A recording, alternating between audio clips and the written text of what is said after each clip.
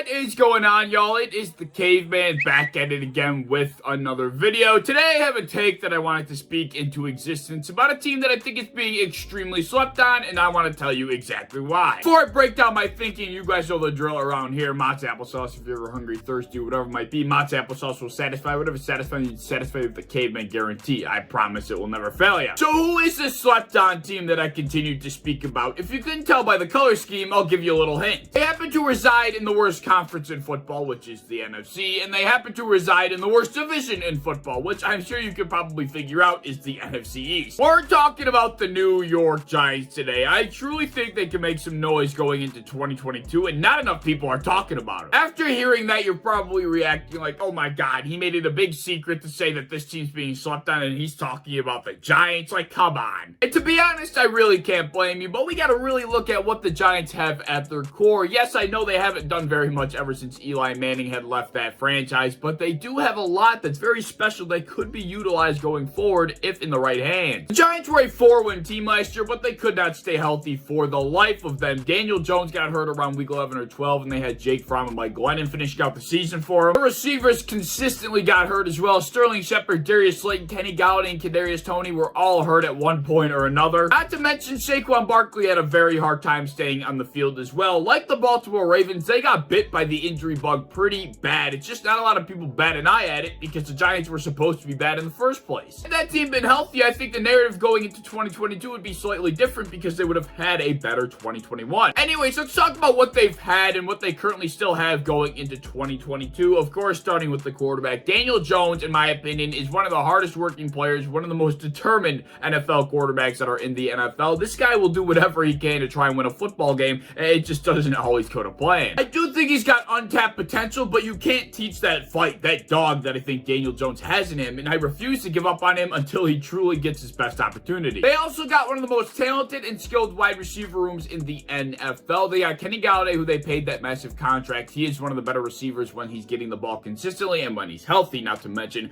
They also drafted Kadarius Toney, who's going to be one of the best ball carriers in this league. He's so damn elusive. And then adding on Sterling Shepard and Darius Slayton, I mean, that's a pretty damn solid room if you ask me. Although this may change, they do still have Saquon Barkley on their roster, and they still could have him going into 2022, so just add another weapon to that arsenal. And then up front, they got one of the most important pieces on their entire roster, the young budding anchor at left tackle, Andrew Thomas, who had a very solid 2021. As I just explained, on the offense, they have a lot of bright spots, and on the defense, it doesn't stop either. On every single level, they have some sort of talent that's going to be able to help them going forward. In the secondary, they got veteran cornerback Adoree Jackson, as well as young emerging safety Xavier McKinney, who also had himself a relatively solid 2021. Similar to Saquon Barkley's situation, they also still have James Bradberry, who I am pretty damn positive is going to get moved before the season starts.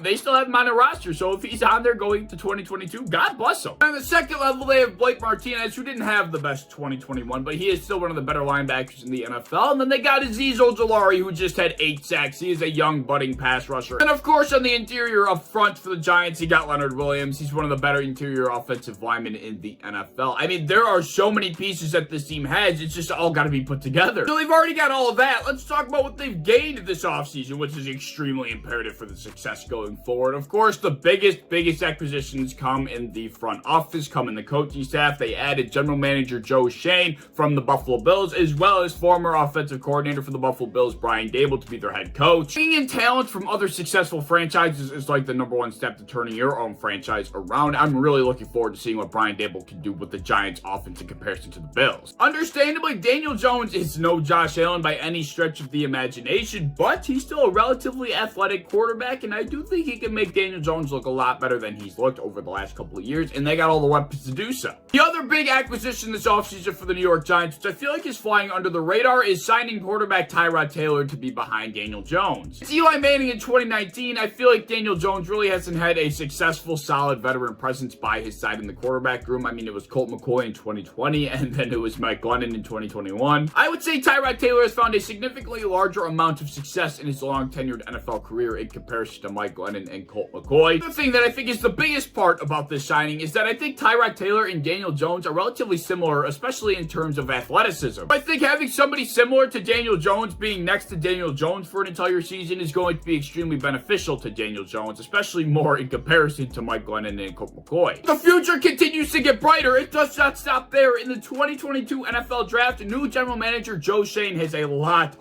of draft picks to have some fun with. The Giants have 9 draft picks in this upcoming draft, 5 of which are in the first 3 rounds, and he has 2 in the top 10. Joe Schoen, coming from Buffalo, where I would say our draft resume certainly speaks for itself, could mean that there is some franchise-altering talent, some true, immediate, impactful talent coming to the New York Giants in 2022 if he utilizes those picks correctly, which I am inferring he's certainly going to do. Compounding all of this on top of the fact that they are in the NFC, which is the worst conference in football at the moment, on top of that fact that they are in the NFC East, which is the worst division in all of football. That being said, I'm going to give them record predictions, a floor record prediction, a ceiling record prediction, as well as a realistic record prediction. One thing before I give you the record predictions, the Giants have the 4th easiest strength of schedule in 2022. I mean, things just keep getting better and better. The floor record prediction is 5 wins. I mean, they really should have no issue getting to 5 wins, and this is a very safe floor as long as they're all able to stay healthy and stay on the field, which has been their biggest obstacle in the past. For the ceiling record prediction, I'm going to put it at like 10 or maybe 9 wins just to stay a little bit more grounded, but if everything goes to plan and Brian Daboll's able to get Daniel Jones on the right track and then offense is able to stay healthy and they pick the right guys at 5 and 7 that make an immediate impact for this franchise, I mean, I truthfully think it's in the realm of possibility. For a more realistic record prediction, I'm going to say they're truthfully around a 7 or 8 win team this year that has a lot of games that they're fighting the entire 60 minutes, but they just can't get the last couple dominoes to fall. But this year is really going to be all about getting the ship straightened out and showing the rest of the NFL that they're on the right track and that they will be competitive for years to come. Funny enough, when planning this video last night, I told myself they're going to be like a 7 or 8 win team. Then I went on FanDuel to see what their over-under for next year's win total was at, just to see for the hell of it, and it was 7.5. So even FanDuel knows what's up. Vegas knows that the Giants are on the come up. So yeah, that's my take, and I wanted to speak it into existence before it's too late. Everybody wants to talk about the teams in the AFC right now. Everybody wants to talk about the big powerhouses in the NFC, and I do think the New York Giants deserve some love, and they're being slept on severely. Let me know any thoughts you have down in the comment section below. Am I over-exaggerating the current state of the New York Giants? Do you think they're actually slept on? Is there a different team that you think would be considered slept on going into 2022? Any thoughts you have, leave them down below. If you enjoyed, as always, please like, subscribe, do all the fun stuff. If you want to hit the bell to be notified when I upload, I'd appreciate that. You want to go over to Twitter, follow me over there, I'd appreciate that as well. I have a TikTok down in my description that I think you should check out, and I hope to see you in the next one. Peace.